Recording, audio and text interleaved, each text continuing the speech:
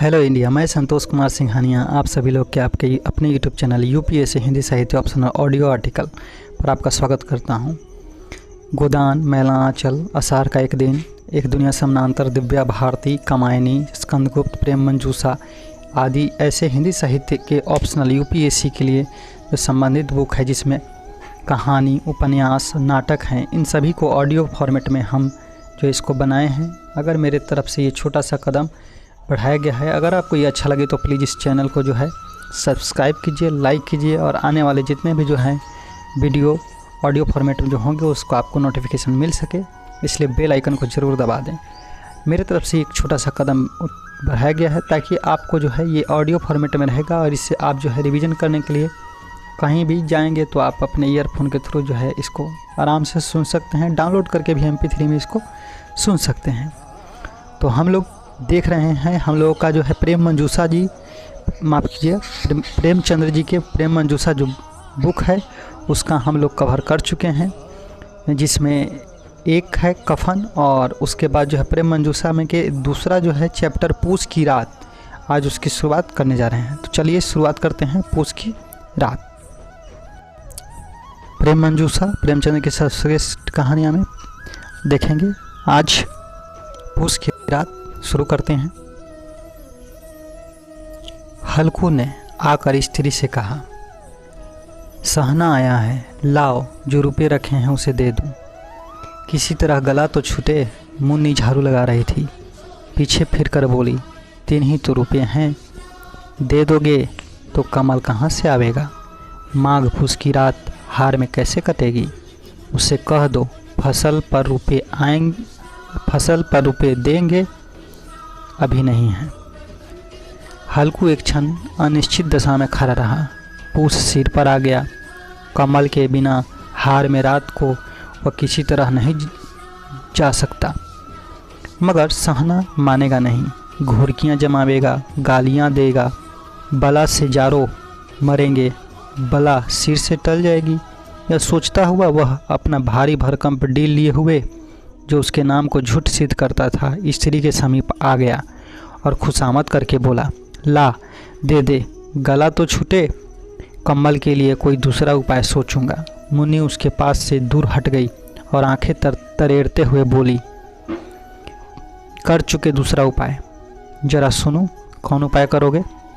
कोई खैरात दे देगा कमल, न जाने कितनी बाकी है जो किसी तरह चुकने ही नहीं आती। मैं कहती हूँ तुम क्यों नहीं खेती छोड़ देते, मर मर काम करो, उपज हो तो बाकी दे दो। चलो छुट्टी हुई, बाकी चुकाने के लिए ही तो हमारा जन्म हुआ है। पेट के लिए मजूरी करो, ऐसी खेती से बाजें, मैं रुपए नहीं दूंगी, नहीं दूंगी। हल्कू उदास होकर बोला, तो क्या गाली खाऊं। मुन्नी ने तरप कर कहा, गाली क्यों देगा, क्या उसका राज है। मगर यह कहने के साथ ही उसकी तनी हुई भौएं ढीली पड़ गई। हल्कू के उस वाक्य में जो कठोर सत्य था वह मानो एक भीषण जंतु की भांति उसे घूर रहा था। उसने जाकर आले पर से रुपए निकाले और लाकर हल्कू के साथ हाथ पर रख दिए। फिर बोली, तुम छोड़ दो अब की से खेती, मजूरी में सुख से एक रोटी खाने को तो मिलेगी, किसी की धौंस तो ना रहेगी। अच्छी खेती है, मजूरी करके लाओ, उसी में झोंक दो, उस पर से धौंस। हल्कू ने रुपये लिए और इस तरह बाहर चला मानो अपना हृदय निकाल कर देने जा रहा है।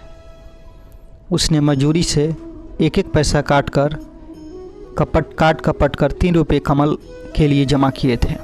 वह आज निकले जा रहे थे।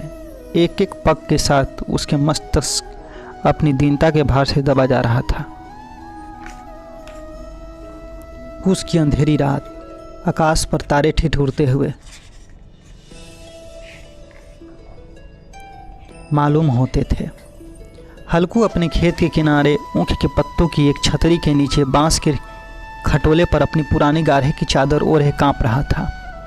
खाट के नीचे उसकी संगी कुत्ता जबरा पेट में मुंह डाले सर्दी में कूं कूं कर रहा था। 2 में से एक को भी नींद न आती थी।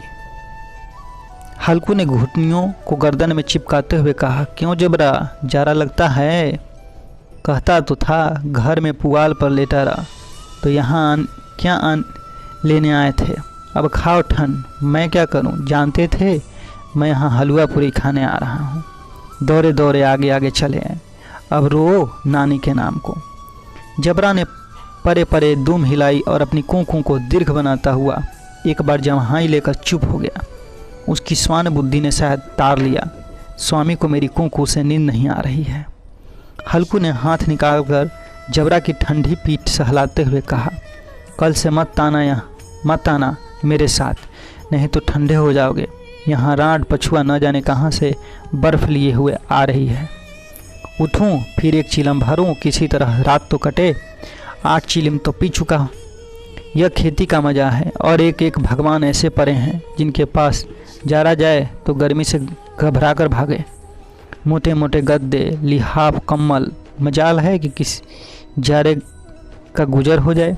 तकदीर की खूबी है, मजूरी हम करें, मज़ा दूसरे लूटे। हल्कू उठा और गड्ढे में से जरा सी आग निकाल कर चिलम भरी। जबरा भी उठ बैठा। हल्कू ने चिलम पीते हुए कहा, पिएगा चिलम? जारा तो क्या जाता है, जरा मन बहल जाता है। जबरा ने उसके मुंह की ओर प्रेम से छलकती हुई आंखों से देखा। हल्कू, आज और जरा खा ले, और जरा खा ले। कल से मैं यहाँ पुआल बिछा दूंगा, उसी में घुस कर बैठना, तब जारा न लगेगा। जबरा ने अगले पंजे उसकी घुटनियों पर रख दिए और उसके मुंह के पास अपना मुख ले गया। हल्कू को उसकी गर्म सांस लगी। चिलम पीकर हल्कू फिर लेटा और नीचे कर लेटा कि चाहे कुछ हो अब की सो जाऊंगा। पर एक ही क्षण में उसके हृदय में कंपन होने लगा। कभी इस करवट लेता, कभी उस करवट पर जरा किसी पिशाच की भांति उसकी छाती को दबाए हुए था। जब किसी तरह न रहा गया तो उसने जबरा को धीरे से उठाया और उसके सिर को थपथपाकर उसे गोद में सुला लिया। कुत्ते की देह से जाने कैसी दुर्गंध आ रही थी, पर वह उसे अपनी गोद से चिपटाए हुए ऐसे सुख का अनुभव कर रहा था जो इधर महीनों से उसे न मिला था। जबरा शायद समझ रहा था कि स्वर्ग यही है, और हल्को की पवित्र आत्मा में तो उस कुत्ते के प्रति घृणा की गंध तक न थी। अपने किसी अभिन्न मित्र या भाई को भी वह इतनी तत्परता से गले लगाता। वह अपनी दीनता से आहत न था जिसने आज उसे इस दशा को पहुंचा दिया। नहीं, इस अनोखी मैत्री ने जैसे कि उसकी आत्मा के सब द्वार खोल दिए थे और उसका एक एक अणु प्रकाश से चमक रहा था। सहसा जबरा ने किसी जानवर की आहट पाई। इस विशेष आत्मीयता ने उसमें एक नई स्फूर्ति पैदा कर दी थी जो हवा के ठंडे झोंकों को तुच्छ समझती थी। वह झपट कर उठा और छतरी के बाहर आकर भूंकने लगा। हल्कू ने उसे कई बार चुमका कर बुलाया, पर वह उसके पास न आया। हार में चारों तरफ दौड़ दौड़ कर भूंकता रहा। एक क्षण के लिए भी आ भी जाता तो तुरंत ही फिर दौड़ता। कर्तव्य उसके हृदय में अरमान की भांति उछल रहा था। तो आज के लिए बस इतना ही। ये पहला एपिसोड है पूस की रात। अगले एपिसोड में जो है हम बाकी को देखेंगे, सुनेंगे। आज के लिए बस इतना ही। बहुत बहुत धन्यवाद।